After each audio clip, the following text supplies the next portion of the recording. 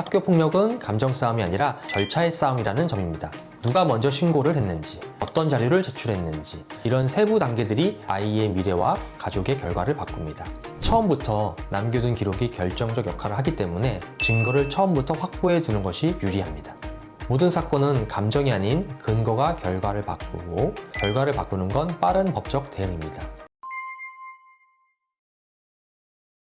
안녕하세요. 끝까지 함께하는 변호사 박선정입니다. 지난 영상에서 제가 맡았던 중학생 학교폭력 사건 민사소송 승소 사례를 소개해드렸죠. 한 남학생이 같은 반 여학생과 다른 반 남학생에게 지속적인 괴롭힘을 당했고, 소송 끝에 법원이 피해 학생과 가족에게 총 1,000만 원 이상의 배상을 명한 사건이었습니다. 아직 보지 못한 분들께서는 고정 댓글을 꼭 참고해 주시고요. 학교 폭력을 겪고 있거나 대응하고 있는 분들에게 법원이 어떻게 사건을 판단하는지에 대한 내용을 다루고 있으니 꼭 보시길 권유해 드립니다.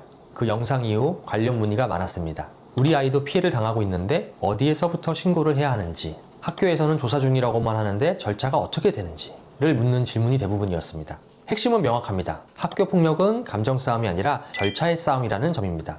누가 먼저 신고를 했는지, 어떤 자료를 제출했는지, 이런 세부 단계들이 아이의 미래와 가족의 결과를 바꿉니다.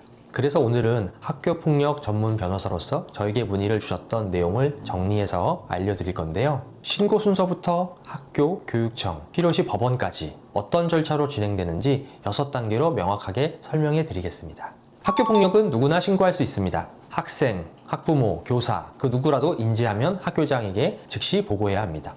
학교 자체 신고, 117 학교폭력신고센터, 이 두 가지 경로로 신고할 수 있는데요. 신고가 접수된 순간 사건은 공식적으로 기록됩니다. 이 시점부터 모든 대화, 조치 증거 등을 꼭 문서나 텍스트로 남기셔야 합니다.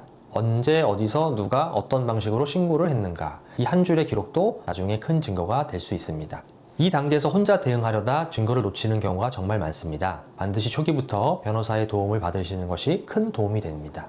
학교 전담기구는 교감, 상담교사, 생활지도 담당 선생님 등이 포함됩니다. 이들은 피해자, 가해자, 목격자의 진술을 듣고 CCTV, 카카오톡, SNS 기록까지 모두 조사합니다. 이 과정에서 사건의 사실관계가 거의 윤곽을 드러내게 됩니다. 이 단계에서 진술서를 제출하면 이후 학폭위 판단의 기초 자료로 그대로 사용됩니다. 변호사 조력을 통해 사실관계서를 명확히 정리하는 것이 매우 중요합니다. 전담기구는 조사를 마치면 사건을 평가합니다. 피해 정도가 경미하고 양측 모두 동의할 경우 자체 해결이 가능하지만 폭행, 협박, 성희롱 등 중대사안이거나 양측 의견이 엇갈릴 경우에는 학폭위에 회부됩니다. 자체 해결이 종결되면 생기부에 기록이 남지 않지만 학폭위로 넘어가면 가해자 조치 내용이 생기부에 기재되는데요. 이때 가해자 측이라면 반성문, 합의 시도, 전문가 소견서 등 조치를 미리 준비하는 것이 좋습니다. 학폭위는 각 교육지원청 산하에 설치된 공식 심의기구로서 가해자에 대한 조치를 결정하는 행정 절차입니다. 학교에서 사건을 이관받으면 교육지원청은 양측 모두에게 학폭위 개최 통보서를 발송합니다. 통보서를 받았다면 해야 할 일을 정리해 드리겠습니다.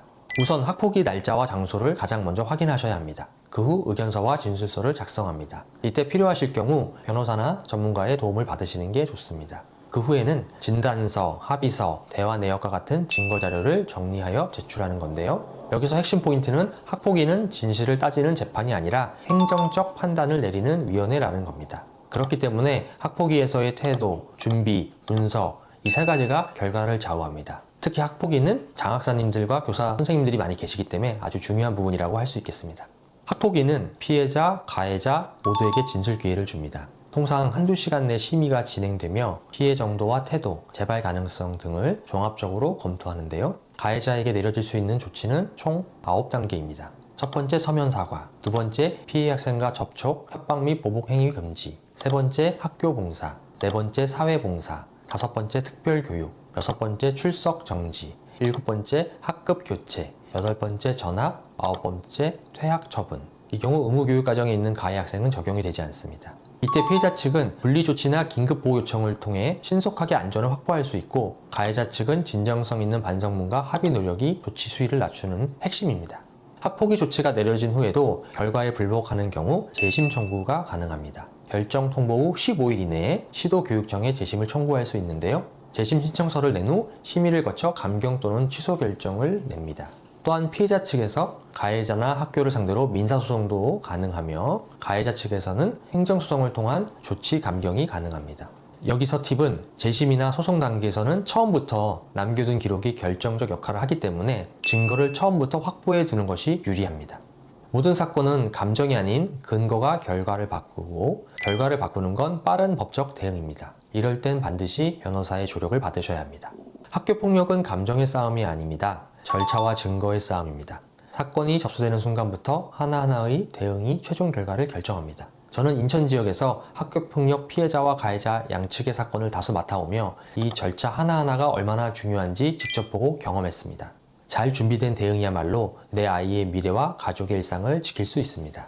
비슷한 상황으로 힘들어하고 계시다면 혼자 감당하지 마시고 전문가와 함께 상의해 보시길 권해드립니다. 여러분의 사건도 끝까지 함께하며 최선의 결과를 만들어 가겠습니다. 끝까지 함께하는 변호사 박선정이었습니다. 감사합니다.